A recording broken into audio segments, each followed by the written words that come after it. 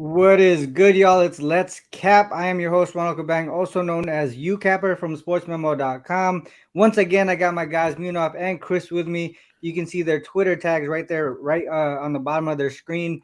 Yesterday, I feel like we had a really good show. We had some good angles. We may have tried to get too cute with it, though. We did like some of the games where we wanted to take like the first quarter. The Celtics first quarter, they ended up cashing the full game, but not covering the first quarter. There was another one, the Pacers game. That one we took the first half over. That ended up going under first half, but over on the full game. Those are some of the looks where I feel like we capped it pretty good. We just got a little too cute with it. I think that's something that is always hard to do, right? Because there's moments when it's the opposite, and it's just hard when you're when you get on the losing end of it. You're like, all right, well, how do we fix it? But at the same time, I feel like I still felt confident with those plays. I feel like they were the best plays to go with. They just didn't bounce our way, and some of those things happen. And for me, the NBA continues to go up and down, guys. Like a losing day, a winning day, a losing day, winning day. I want to get multiple winning days in a row and just keep coasting. And last couple years have been a lot easier to do than this year. I don't know what it is about this year. I still continue to do sort of the same process. Continue learning from guys like you guys as well.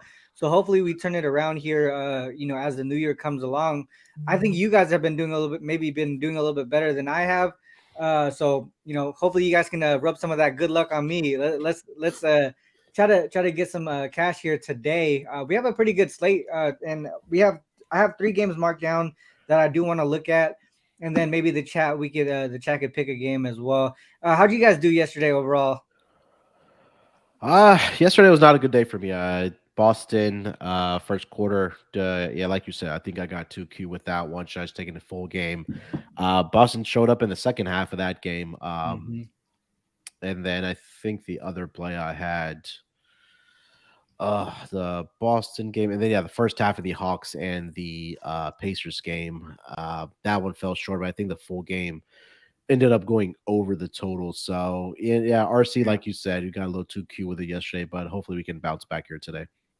Yeah, I mean, like I said, man, like we did get too cute with it, but at the same time, the looks that we had, the research that we did really pointed to those plays being the best possible plays. So I if I would to go back I would have done it again. You know what I mean? Chris, how'd you do yesterday?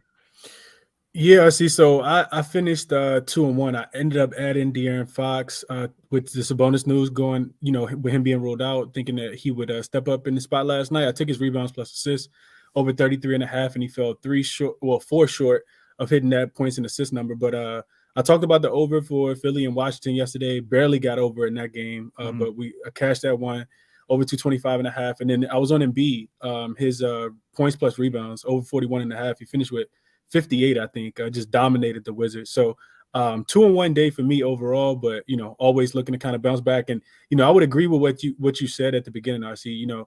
Even for the people who aren't necessarily on the show right now, like maybe the handicapper that's struggling, maybe like the up and coming handicapper that's struggling, but their process has been successful before. Like just trust your process. You always tell me that, RC.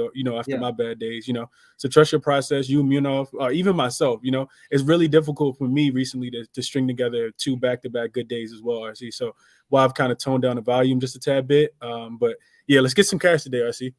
Yes, sir. All right. With that said, let's get into this first one here. I think first one I think we're gonna agree on this one here for the most part. Magic and Pistons. One thing that we looked at the other day with the over when they played the Clippers was Pistons at home. Like call that out real quick. Pistons at home. They're in that spot again here today. Let's dive into that. I'm gonna share my screen, and if you want to start off the analysis here, you can go ahead and do that while I bring the screen up. Yeah, we talked about it like you mentioned when the Clippers were visiting Detroit on Monday, and we were quick to point out that the Pistons' defensive rating at home has been the worst in the entire association thus far this season, and hasn't got any better over the last 10 games. If you want to throw some recency bias in there as well, they are one slot better at number 29. So consistently, they've just been bad at home defensively. And then you take a look at the trends for some of these overs in their home games. They are, I believe, 12-4-1 overall in their home games so far this season towards the Mhm. over. And then for the Orlando Magic, who are on a back-to-back situation, they had the Lakers at home last night. I believe that game went over the total, but so far this season, they've been in 5 different situations on back-to-backs, and the second leg of those back-to-backs are 4-1 to the over, cashing Yes, out sir. 8%. So, it's again, like, our good buddy Ski says 1 + 1 = 2. And I think this is one of those situations where Pistons bad at home, games are going over the total. And then back-to-back situation, 4 of the 5 games so far for the Magic this season have gone over the total. Let's stay with it. Got that number last night at 228.5. I think that number right now, you can find it at 229 or 229.5 on some of the books here so far. Yeah, that's a good point. I looked at both of those angles as well. Another thing to note too, if we go back to some of the efficiency ratings that you were mentioning, if we look at the last 10 games, because I know so the Magic, man, they've been really balling out lately, especially as they continue to get healthy. They're really taking advantage of the length that they have from the 3 to 5 position for the most part. Yeah. And sometimes the two guard too as well. They'll have like Wagner as the two guard there. One thing that I wanted to show in the last 10 games, they've won 8 of their last 10 games. And if you look at it, they're actually in the top 10 in both offensive and defensive rating in this spot here. While you mentioned earlier, the Pistons dead last in defensive rating during that same time frame. I feel like this is the only spot like that I could go, right? So it's towards the Magic here. You brought up a lot of good points for the total going over. I brought up those two things here. Another thing to mention is just like, man, when you see the Pistons, I just don't see any motivation when they play. I don't know what it is, or maybe that I don't want to say that they're tanking, because I mean, it's not something that players want to do. But for the most part, they just have no type of motivation. I don't know if it's the coaching or whatnot. But Chris, you got anything to add in this one? I like the Magic here. I also like the over. Yeah. Do you agree?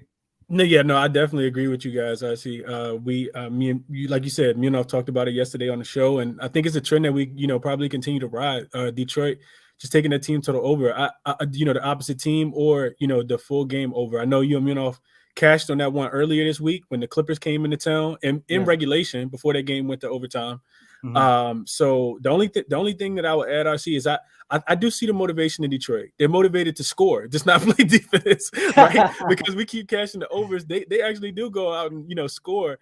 Watching the games, I like watching Detroit play, RC. One of the things that I see a lot is, and I'm pretty sure we probably could see this in the query, is they score a lot of points early.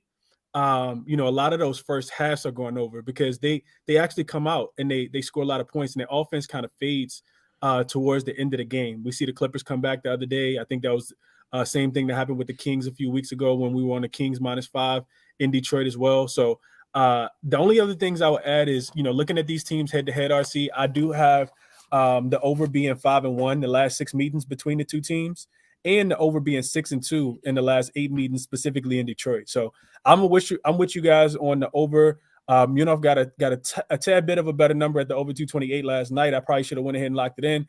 But when I saw it available, it was 229.5. So I played the over 229.5 in this one, I see.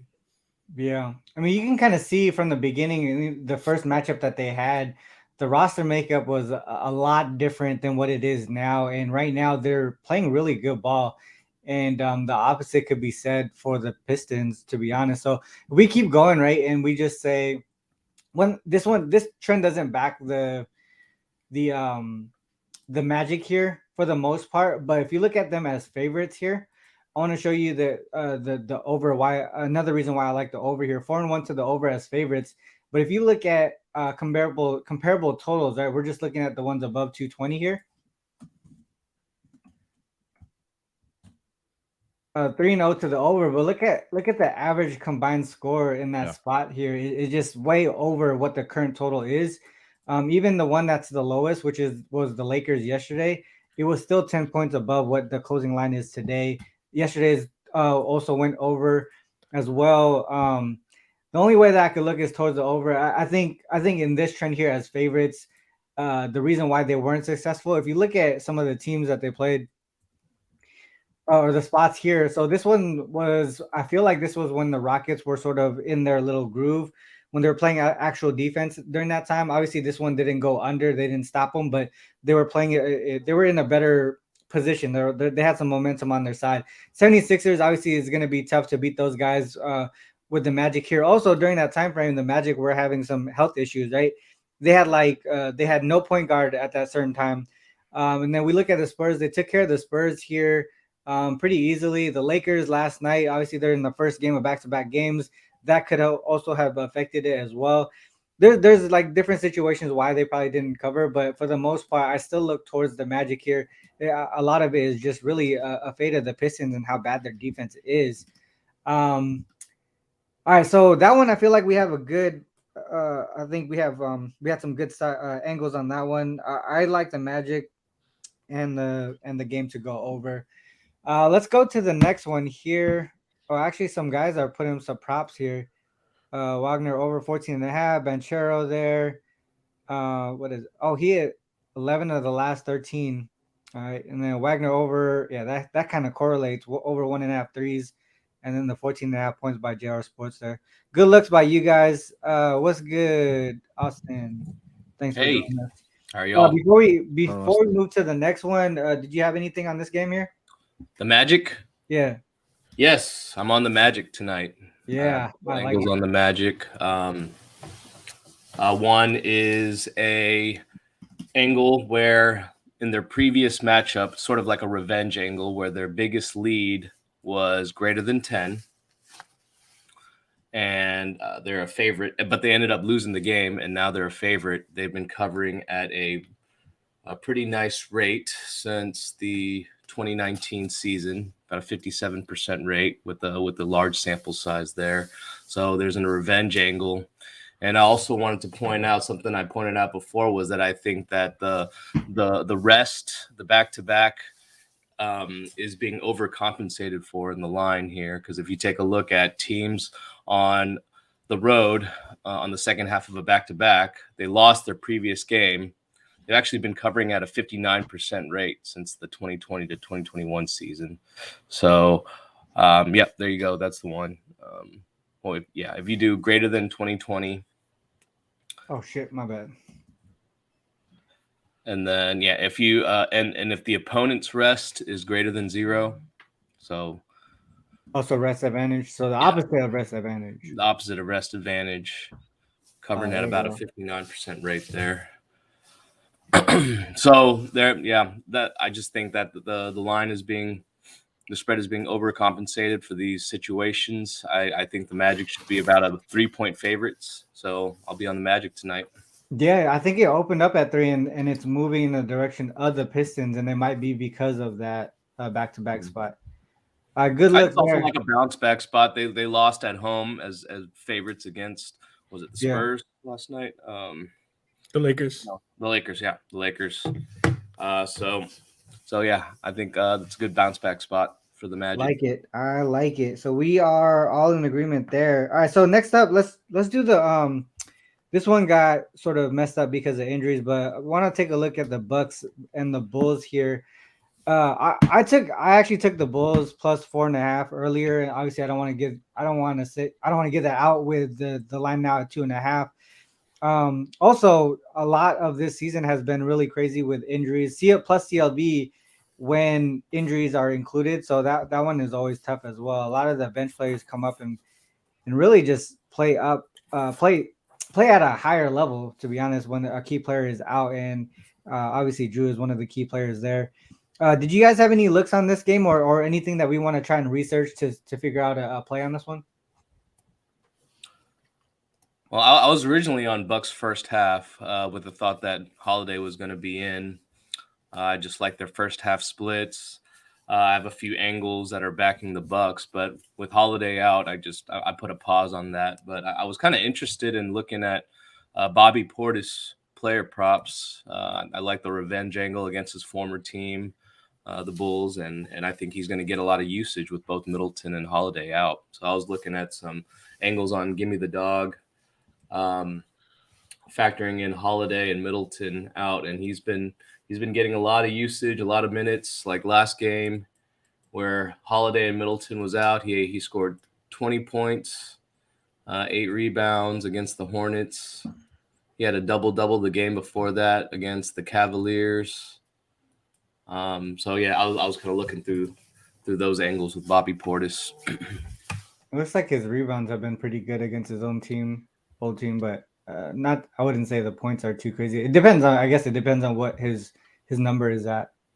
Yeah. I think one thing, I think we're trying to see what the Bucks are doing without Drew. If I'm right, I think that's what we're trying to look at. Yeah, I think as far as the total.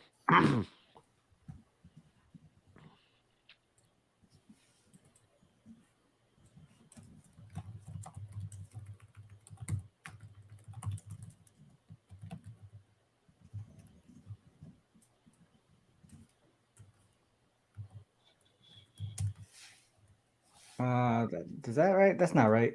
Is that how you spell his name? Is it 2 L's or 1 L? I think it's just one. It's one L. Okay. There you go. It is. So nothing too crazy. 4-3 straight up, 4-3 ATS, 4-3 to the over. And they're on the road, right? They're on the road. I think they're on the road. Yeah, they're in Chicago.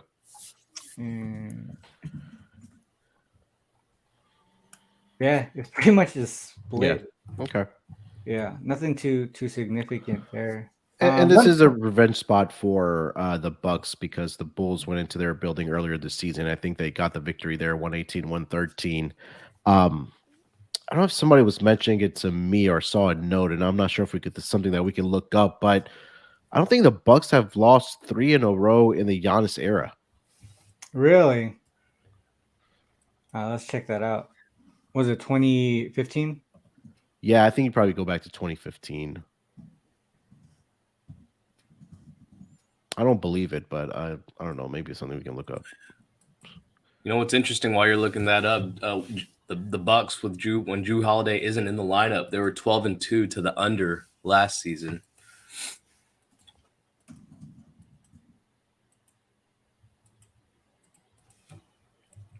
So it looks like 34 times. Wait, what? No. Sorry.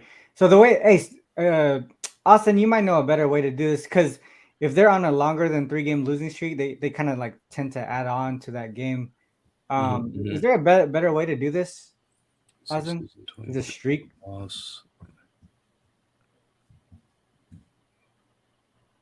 Streak equals -3. No, it'll be. Let's see.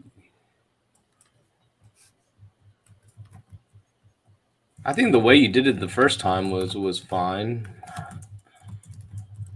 This one right here. PL, yeah. So at least it's just weird because, like, say if they're on like a 4 or 5-game losing streak for some reason, it would just continue to add on. But this says there's 34 games here where they've lost at least 3 in a row. Okay. So if they have like a 5-game losing streak, it would be like that would show up 3 times in this trend. I mean, it's only happened twice in the last 2 seasons, like the Bucks against the Celtics, and then the Bucks and the Jazz last year. So most of it was like early on in his career.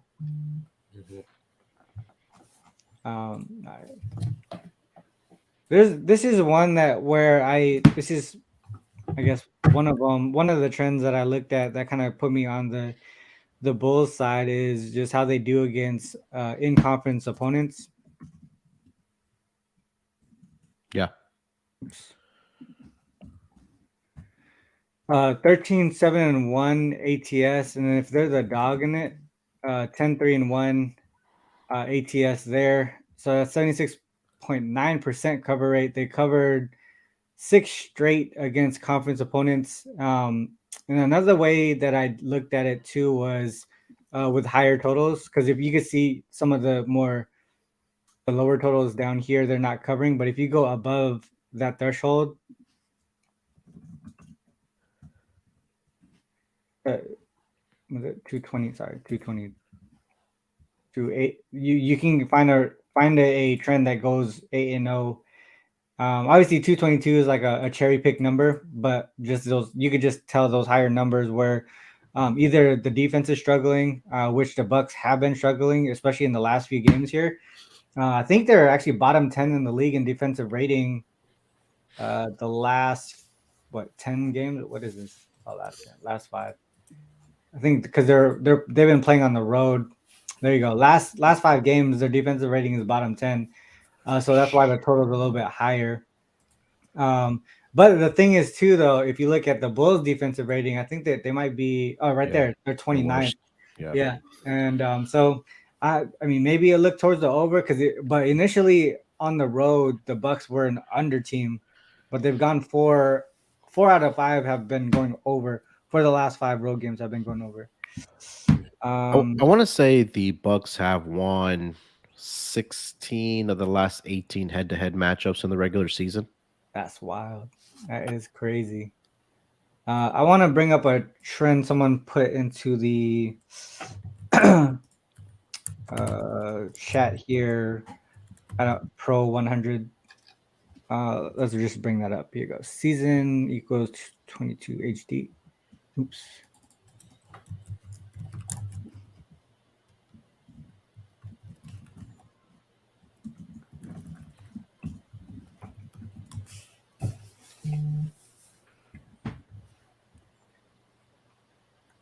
Uh, 10-0 to the under. So this is home dogs in conference games where they allowed more than 120 points in their last game, and their opponent allowed more than 120 points in the last game. 10-0 to the under, assuming that they just come back and play better defense this time around than in their last game. That's a good angle. That is a good angle there. Did you guys have I wonder how this gets affected by the Drew news too. Oh damn, it's on the under on the Pistons game. What? But obviously Drew is gonna bring that total down here a little bit. Not having Drew in the lineup. Did you guys have any other looks on this one? I felt like I already took the Bulls 4.5. I'm not gonna do anything else with it. Just to back up what Munaf just said, yeah, the Bucks have won 18 of their last 21 head-to-head matchups. I mean, including the 4-1, playoff series last season. But yeah, if you take that out, 14 out of the last 16 regular season matchups. So that's pretty one-sided there. Yeah. I think another angle, what I was looking at, RC, was I know both teams have been pretty bad defensively, but looking at the Bucks, their recent games, they've had those really, really tough opponents recently. Like, they had the Christmas Day game in Boston. They also had Brooklyn recently. They had the Cavaliers recently. I think if you look at the trends, RC, they still are a strong under team as away favorites because they've actually been dogs. Just looking at the Bucks recently, they've been dogs in a few of those games against the Celtics. They were against the Bucks, against the the Nets. I think they were as well. Yeah. So just looking at them, you see them as a dog right there, and all those games have gone over. But if you just look at them as away favorites, it's still a really strong trend towards the under. That's a good point. That is a good point there. Yeah, that's one of the things I was looking at, but I didn't play the under. That's just something I was kind of looking at to monitor. That's actually a good point. I didn't realize there were dogs in all of those games.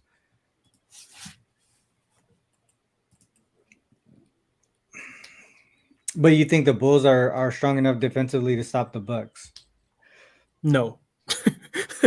but we know the Bucks offense, typically falls off a cliff when they go on the road too, RC. Mm-hmm. I do think another thing to take into consideration is if you go back and just look at the Bucks in general, RC, the last few games, they've only had 1 day of rest in between all of those games.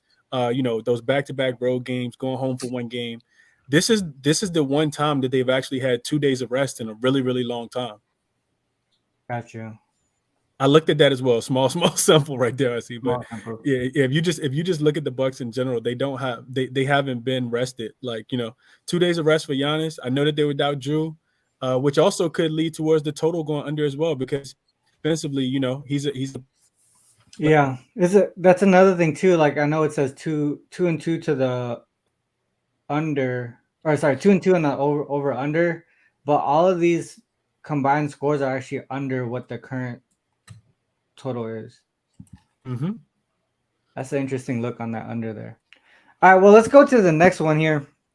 I think we were on that one for quite a while. I don't know if anyone's gonna come up with anything official there, but Bulls Bucks under. I might look into that a little bit deeper. All right, so next let's do Nuggets Kings. I think was the other one that we wanted to look at here.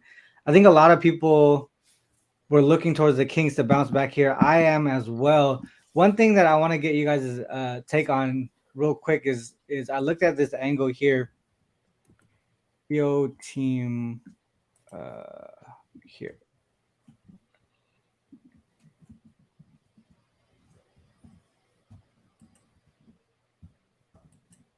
All right, so we would think that there would be a quick revenge angle here for the Kings, right? So teams playing back to back against each other, and then they're playing in the same site as well.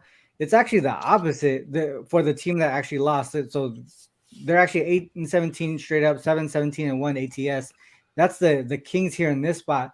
But one thing that I did look at was like the Kings are not on this list at all. And if you look at just Kings specifically, and we look at their revenge angles so far this season, they're actually 4-0 ATS here in this spot. For me, I was like, before I did any research, I was already looking towards the Kings. I feel like this should be I feel like they should have had it last night as well. To be honest, they kind of gave it up there towards the second half. I would like Sabonis to play. That would be super helpful, but I feel like it should be a spot here where they should get it done even without him. Because I think from what I saw last in some of the reports is Murray will be sitting today. Yeah, I believe. Yeah. Gordon, he should be playing today, but it seemed like his injury is still sort of bothering him, and which is why he sat out yesterday. So, I mean, a lot of things combined, I feel like Kings would be the spot here, but I wanted to get your guys' angle on this one. Maybe let's start with Munaf here. Yeah, I think you mentioned it there. What second half was really much the story in this game, where Denver outscored them 66-50, and then it was really that fourth quarter, like you mentioned there, RC 34-23 in favor of Denver, and they only ended up winning that game by about 7 points. And again, Jamal Murray, fully expect him to sit here tonight. He was really a thorn in the side of the Sacramento Kings last night. He logged 38 minutes. He dropped 25 points for this Denver Nuggets team. And like you just mentioned, they're kind of in a revenge angle for the Kings here tonight. Yes, we'd love to have Sabonis in this game here tonight, but I still think there's enough for this Sacramento Kings team to take care of business, and them not having their second best player. I would probably expect Michael Porter Jr. to sit here tonight as well, just because it is a back-to-back situation, and both of those guys, Murray and Porter Jr., last night combined for 55 of the 113 points scored by the Denver Nuggets. So even again, if Jamal Murray does sit, and I fully expect him to, I think that's obviously a big loss when he is your second best player. Again, I think the Kings know in their mind that they fumbled it away last night. I expect them to come out a little bit more motivated here tonight, and then come here and take care of business. So I would play the Kings on the money line. Yeah, my partner on Triple Double also said Kings on the money line too. I cannot there's no way that I think they do win it outright. I definitely agree there. Austin, did you have anything on this one? Yeah, so can you change this parameters on here a little bit and add in rest equals 0? Because teams on a back-to-back, when a back-to-back against the same team, and they lost their previous game, so you can kind of take away some of that and take it back to 2020. 19-8. Well, I like that better than what I saw earlier. And it's only showed twice so far this season. Yeah, I think let's see. You could take the previous site equals. Yeah, there you go. Even though I think that's pretty important as well, but just in general, 22-9 against the spread in these back-to-back revenge spots. Yeah. So that's the angle I got there. Yeah, I think it sounds like Murray's going to be out.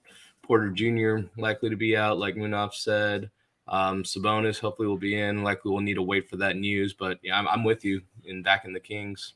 Here's a Euphoria Kings first half. this what you just brought up here actually supports that by a lot. But these are as favorites though, and this one is a pick 'em. I wonder what happened here at half. 2. So Lakers were up by 2 at half. Pretty tight. Yeah, it's small sample as well this season. Sacramento on back-to-back situations, 3-1 against the spread overall. Yeah, that's a good point too. What are the Nuggets? Oh wait, you know what? I think I had an angle fading the Nuggets. Let's look at. So Nuggets. And if we're talking about this game, I think the unders, the situation that we've backed a couple of times where a team is facing the same team within a week of one another, and the total is less than the previous game total. Yeah. Yeah, that's that's big another indicator for under there. I know Ski uses that one too. I think he's on the under for this game as well. Okay. I mean, well, I was watching Jay's show. That's what he mentioned. But that's pretty much the same. I think that's the same trend that he was talking about. Yep, exactly. Nuggets as road favorites, they haven't been too good in that spot here. 4-8 ATS. So that also backs us here. I feel like I'm gonna get to the window with the Kings. I know the initial trend that I showed was sort of a fade, but I think some of the things that you guys brought up are some good points there.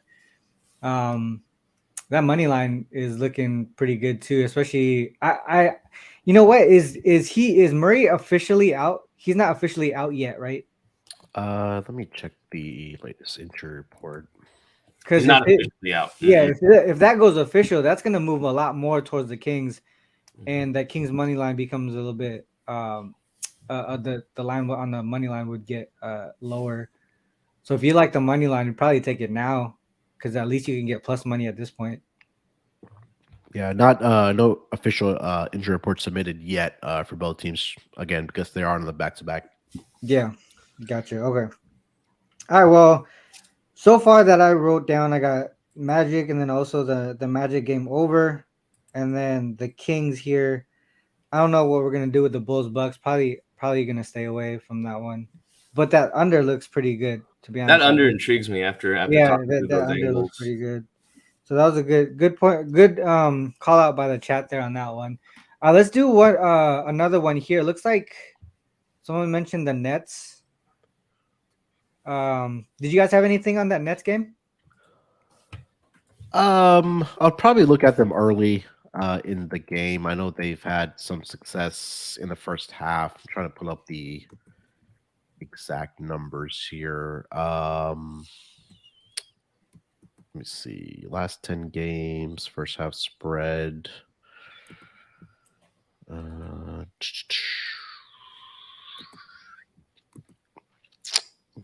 are the Brooklyn Nets? They're 5-5, but it seems like they've been getting off to good starts, at least in the first half. So, again, Atlanta on a back-to-back rest advantage here for the Brooklyn Nets. Back-to-back situation so far this season. Atlanta just only 4 games, 1-2-1 against the spread, 2-2 on the total. So I just feel like Brooklyn's just playing good basketball right now, man. And again, the win streak kind of confirms that. And the coach came out and said that they're just in practice every day, just focusing on basketball. And you know, a lot of times last season, the story for this team was all the distraction with Kyrie and James Harden getting traded and all that, and with Steve Nash possibly, you know, clashing heads with Kevin Durant or Kyrie, or whatever the case might be. And it just seems like at least the Nets are wanting to play for Jacques Vaughn, and they have their guys healthy as well, right? Seth Curry, Joe Harris, and all those guys. So I could look at the Nets here. Again, last night, Trae Young did leave with that calf injury. I don't know if it was just cramping or whatnot, but it seems like he is going to be able to go here tonight. But just defensively, this Hawks team has not been very good. So only way I could look is at the Nets. Yeah.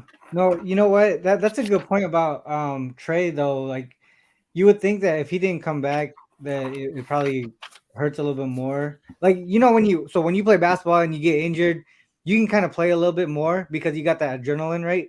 Then the next day, that's when you get hit hard. with the pain and all that stuff. So it'll be interesting to see if he plays. Is it confirmed that he's going to be able to play or? Listed as questionable last time I saw him, I think it was about an hour ago. Gotcha. And then we have Bogdanovich and DeAndre Hunter as well that are both questionable, not even probable. Do you think they play? Because those, I mean, if you look at it cumulatively, those three players are a lot of that offense. Clint Capella's also ruled out already as well, I see. Yeah. I want to see if Bogdanovich has played in back-to-back games this season. Capella. Nets early though. I was looking at something here. Nets against teams on the second leg of back-to-back games. They're averaging 33 in the first quarter, allowing 26 in the first quarter. And a lot of Atlanta's doing that, RC? The Nets. So the Nets are the Nets. This is on the Nets. So if the Nets are playing a team on the second leg of back-to-back games, which the Hawks are, the first quarter margin is +7 in 5 games. RC, can we look at Hawks traveling from away to home first quarter? Hawks and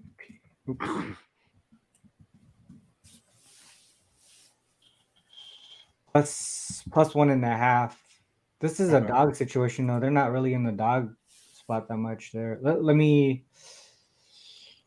change it to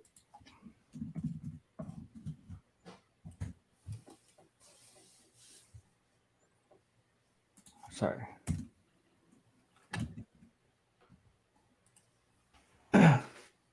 -4.5 it at Pick'em or dog.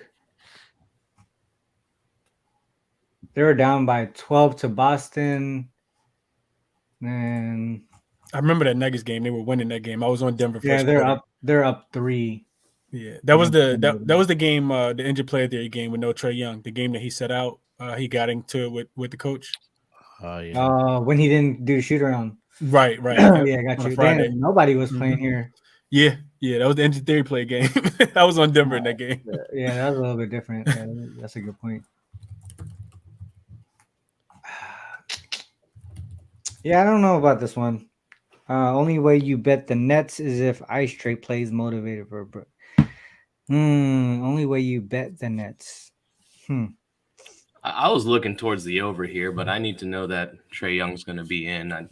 One of my favorite systems, the assist to turnover ratio system, where a team has had a consecutive streak of solid assist to turnover ratio, and that's on the Hawks. Even though they haven't been playing well and haven't been winning games, their offense has at least looked efficient. They're I think number 5 in offensive rating in the last 5 games, and of course the Nets are unstoppable, number 1. In offensive rating over the last 5 games. If Trae Young's in and if Capella's out, I think, it's going to be a faster pace with Capella out. I was looking towards the over there, but I really want to see Trae Young be declared in first before I do that. Only thing I was going to add real quick, I see, is that Austin, I was actually looking towards not the over for the full game, but the over for the just the Brooklyn Nets team total. Yeah. Okay. That's what I had written down. I think it was 119.5. And I watched the press conference last night with Coach Nate McMillan, and he talked about how not having Clint Capella just to kind of allow the Pacers to be able to get whatever they wanted inside the paint. And we've talked about it before, like on this show recently. The Brooklyn Nets are on fire right now, right? Yeah. Offensively, whether they're on the road or at home. Just kind of getting whatever it is that they want, sharing the ball really well. KD and Kyrie are really scoring. They have Steph Curry back tonight. I think that team total is in play. The only thing that kind of kept me off is that the Nets have been playing some pretty good defense and kind of holding their opponents under their team total in the away favorite position. So that's the only reason I didn't fire that one, Austin. So I looked at Hawks this season without Clint Capella, 1-6 ATS, 2-5 straight up in that spot there. They did cover one game as 2.5-point dogs. Failed to cover here against the Grizzlies as 9.5-point dogs. They were on second leg of back-to-back games here. So I would say that would be similar. This would be a similar game to what today's game would be, right? As far as versus the Nets here. Second leg of back-to-back. Well, they're at home, not road, though. but still, obviously not doing well at all when without Capella. If you look at average points allowed here, 1, 2, 3, 4 of the games, the opponents going over 120. What's the team total at for them? 119.5, I think, RC. But the total the total for the full game is it was dropping. I'm not sure what it's done since the news have came out because it's some other news that's impacting this game as well. You know, with Hunter being questionable. We know what he does, what he brings on the defensive end. So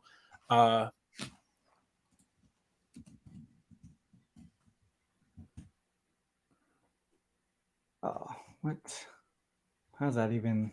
Well, I wanted to look at it when the opponent was over 50%, over 500 basically, and it's only this one game versus the Grizzlies. But it would seem like it would be the Nets or nothing here. Yeah. Also, RC, that was the game that we were all on Memphis in, where they, that was the real bad travel spot for the Atlanta Hawks, where they not only did Clint Capella not play, but Trae Young didn't play, DeJounte Murray didn't play, Collins didn't play. It was really just the second unit guys for the Hawks in that game. About 2 weeks ago, I think it was 2-3 weeks ago. Okay. Yeah, I don't know if I'm gonna get touch this game at all. I don't really have anything too significant. Let's see. What do you guys have anything else to add to this game, or should we move on? I did take Durant over 28.5 points in this game. I just don't see anybody that can really slow him down in this game. I know these two teams matched up earlier this season. Durant dropped 34 in that game, I believe. He's gone over 28.5 in 5 straight career games against the Atlanta Hawks. I think there was a game in there where he scored 55 against his Hawks team. And I think he's gone over this projection of 28.5. I want to say in 4 of the last 5 games, just overall on the season. Let me see if I can look that up here. Well, you said just the points? Yeah, for Durant over 28.5. 28.5. Yeah, it looks like that's a good number there, because his last 5 matchups against the Hawks, he's gone over that. Yeah. And even the one he didn't, it was right at 28. Mm-hmm. That's a good call out. Durant points over 28.5.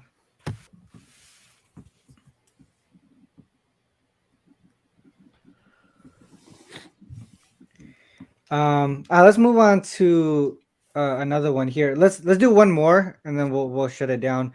We can look to the chat, see what game they want to look at here. So throw out a game that you guys want to see that us break down here. Try to get as much information as possible for you guys.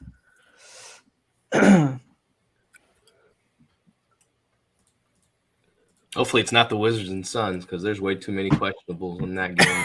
Yeah. Right, we'll nix that one then. That was a game I actually wanted to play, Austin, but like you said, it's way too much going on for me. Way too many moving parts. I know. I like a couple angles there too, but yeah. Doesn't the Heat have a lot of questionable players as well right now? They do every day, I see. That is very true. All right, let's look at Minnesota Pelicans. All right, so 2 for Minnesota. All right, let's do that one. Wolves Pelicans here. Did anyone else have anything official on this game here? Wolves Pelicans. I think I was looking towards the Pelicans in this game. Oh yeah, here it is. All right, so real quick, one of the trends that I looked at here was Pelicans. Sorry, not Pelicans. Timberwolves as road dogs. Well, even back to 2020, I guess they've been bad, but 2-8 straight up, 2-8 ATS as road dogs. And if we say that it was a conference game, 1-5 straight up, 1-5 ATS. They did cover this one against the Thunder here, but it was a tight. I feel like it was a tight game. I actually think Thunder were, if I remember correctly, Thunder were up maybe in this game. They were. So they put up at 41 there. I remember this game. They were up in the fourth quarter, ended up losing that one. Did you guys have anything there? Really, that was the only trend that I brought up last night that kind of pointed me in any direction. For me, it was just towards the Pelicans here. Yeah, I'll probably look at the Pelicans in this game as well. Minnesota on the road this season, 6-11 against the spread, 2-7 as road underdogs. And Pelicans get a lot of their guys back here after, whether that was injuries or guys being in health and safety protocols.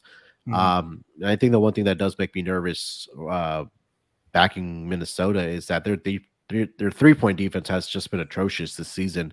I think they rank bottom in opponent 3-point percentage, opponent 3-point attempts, opponent 3-point makes. So expecting guys like CJ, Trey Murphy, to those guys to knock down some 3-point shots here tonight. I think that might just be the difference.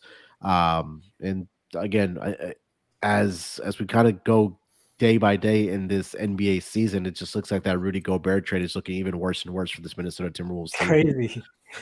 Yeah. Did you guys have anything, Austin or Chris? No systems or anything, but I do agree with everything Munaf just said. All those stats really make sense. Like Zion, questionable but likely to come back, as well as I think the only person that's declared out has been Herb Jones. Yeah, but isn't Ingram out still? Ingram's been out. He's but Trey Murphy and Zion expected to be back. Yeah, so, no, I'm with Munaf there. I don't know if I'm going to get to the window with this one, but I definitely lean towards that direction as well. Yeah, it's a big price to pay. Just kind of piggybacking off what Munaf and Austin said. I see it's a bit, a bit much. 6.5. I think we'd all rather get the Pelicans at a better number, but it's the only way you could look in this one. Just the recent trends, RC. The Pelicans as a home favorite, they lost their first 3 games of the season against the Jazz, the Warriors, and the Trailblazers, and since then they've gone 8-3. Just like as a home favorite in general. We know that they play a lot better brand of basketball, specifically on the defensive end there. And then you look at the Timberwolves, man, they couldn't beat the Miami Heat the other day without, Jimmy Butler, Bam Adebayo in Miami. So, you look at them as a away, just away in general, and they've only covered 2 of their last, I think, 9 games. So, you kind of brought it up on the you kind of had the trend posted already, I see, but I'll only be able to look towards the Pelicans in this one to be able to win this game by about 8 points. Not anything that I have in my pocket though. Yeah. Real quick with LJ, I think I would look at this.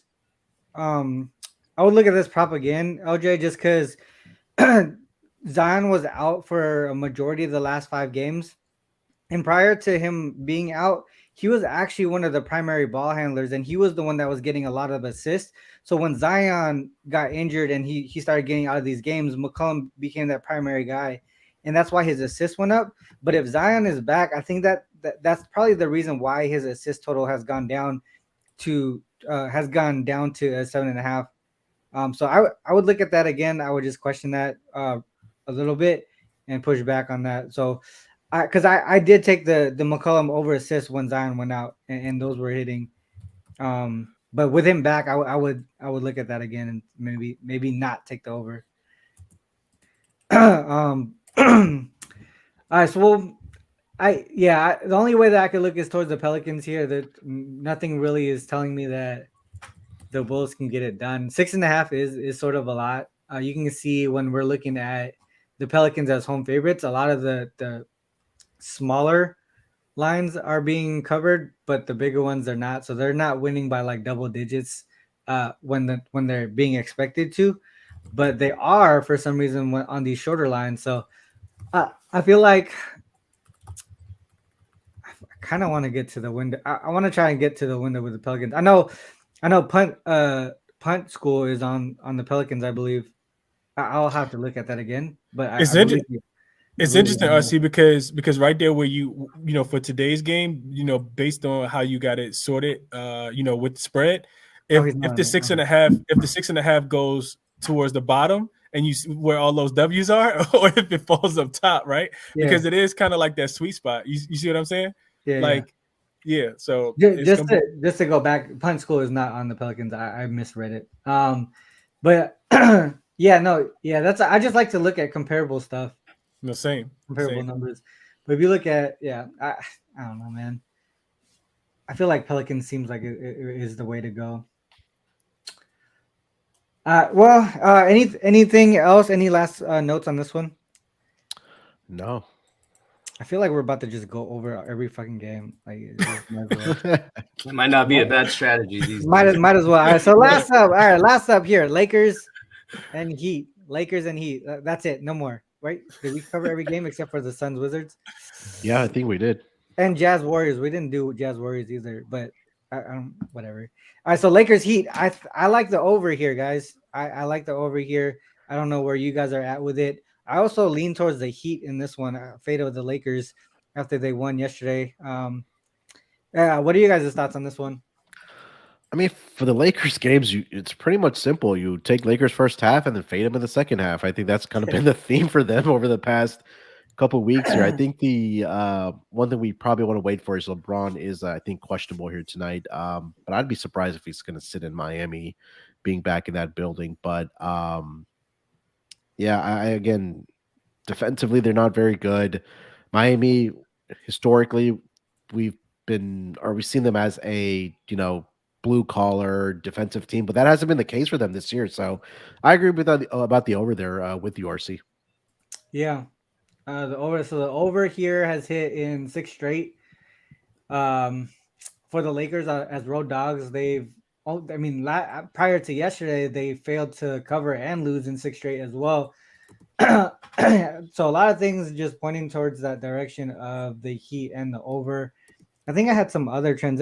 Austin, did you have anything on this one? Basically just fading the Lakers when they're on the second half of a back-to-back, third game in 4 nights and off a win. So there's this letdown component there. So that's one of my favorite fatigue factor angles that I like to fade. But I'm not getting there with Heat at that price, especially when both teams have not been covering against the spread. 2 of the worst teams against the spread this season.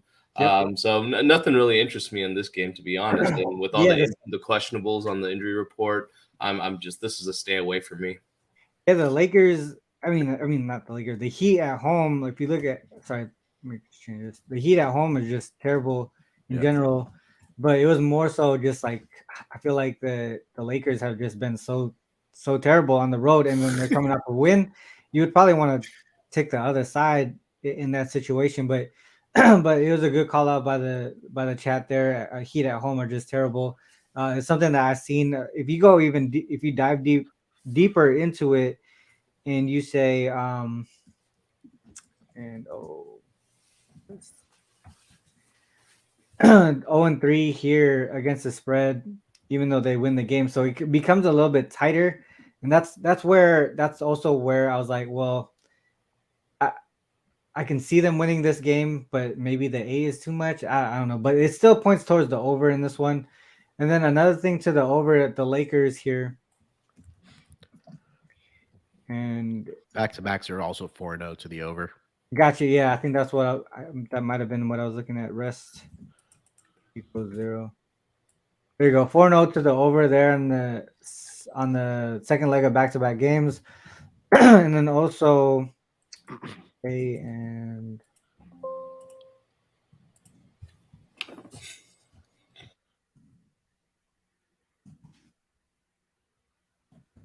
road non-conference games, 6-1 to the over there. You can see the average combined score is above 240 here in that spot.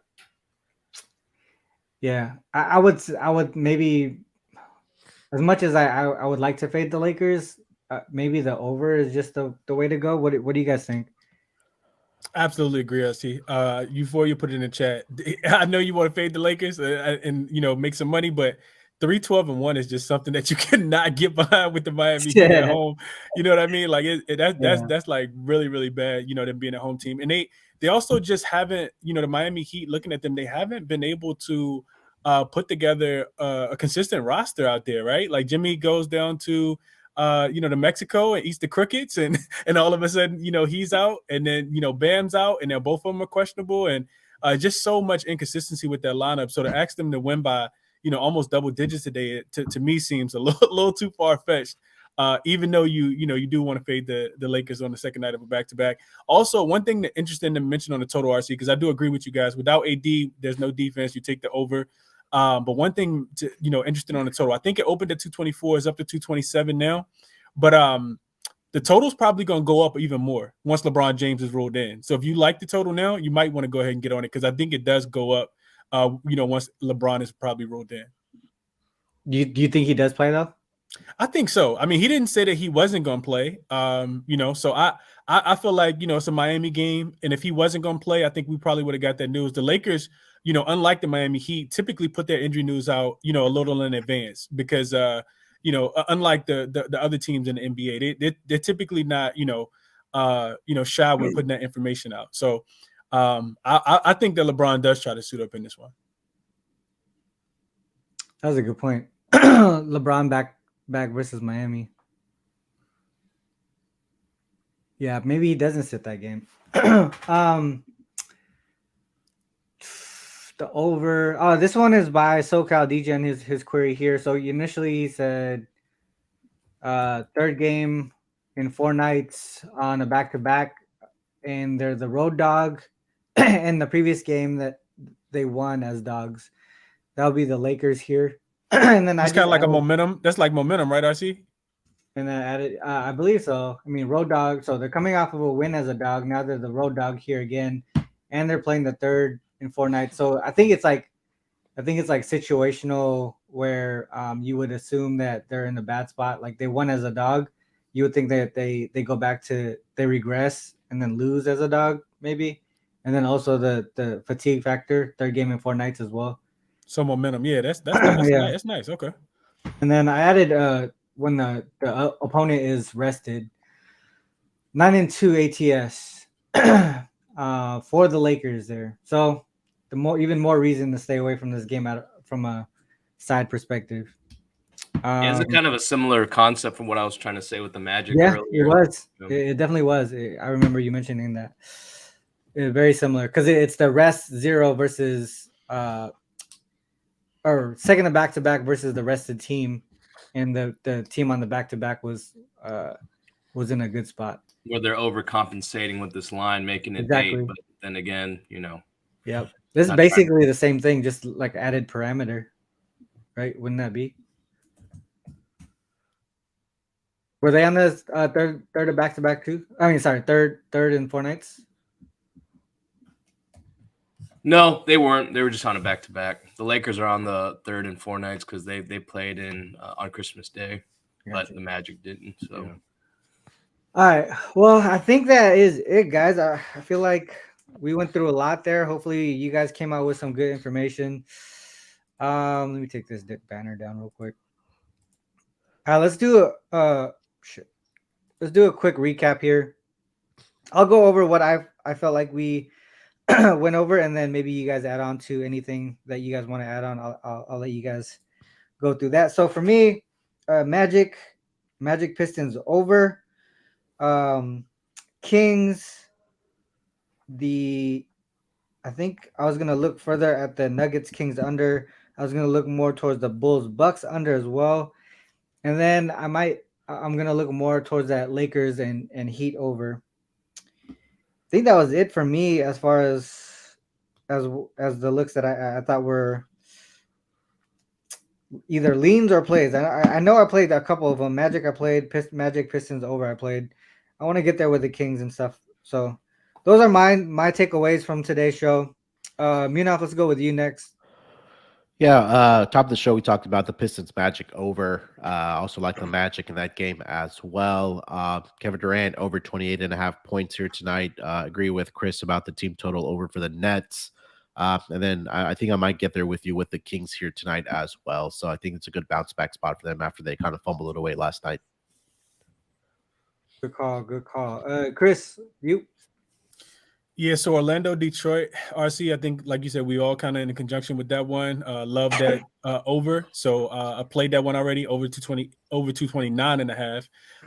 Probably going to get there and do a little more work on the Nets, RC, figure out how I want to, because I do think that we got to fade Atlanta in some way, or some shape or form. So not sure if I'm going to get there on the team total just because I feel like the game could go under.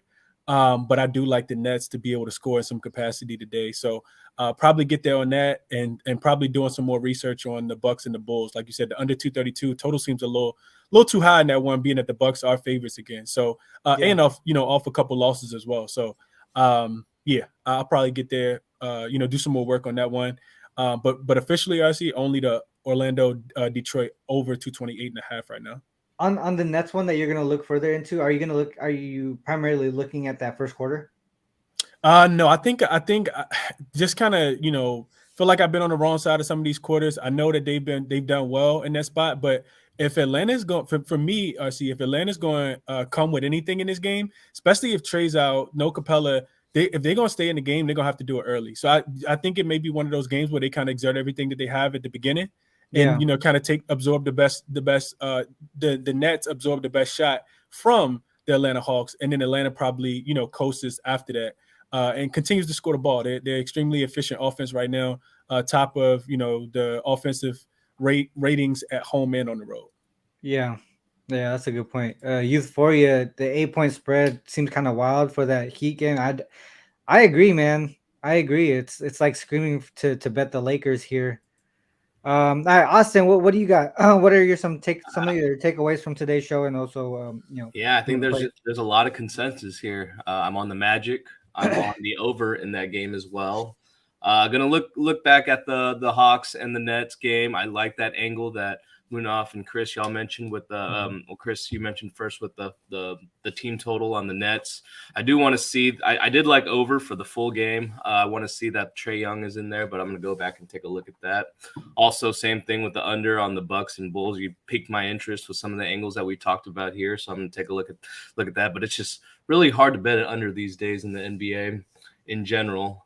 Yeah. The Kings, I want to get there with the Kings. Like that angle.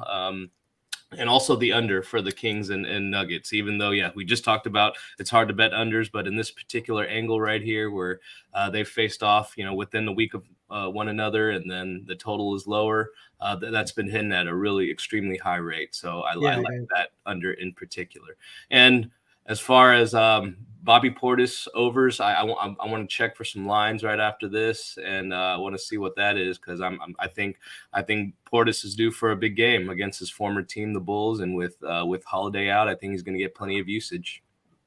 I agree. I think today, and again, man, like when we look at these games and we cap them live, and we look at the angles, the statistics, the trends, and all that stuff, it does point us in a specific direction. I want to go back. Even when I do lose, I would go back and do it again, just because I agree with the way that we looked at the game. And sometimes that's not going straight to the win column, but we can't control what the players do and all that stuff. But what you can control is how, whether you guys fade us or follow us. I mean, that's one thing that I always end with the show, right? Like, whether you fade us or follow us, it's on you to make that call. It really is. We're just giving information out that a lot of people, they don't have access to, or they hope to learn that stuff, and that's why we do Let's Cap, is all of that combined.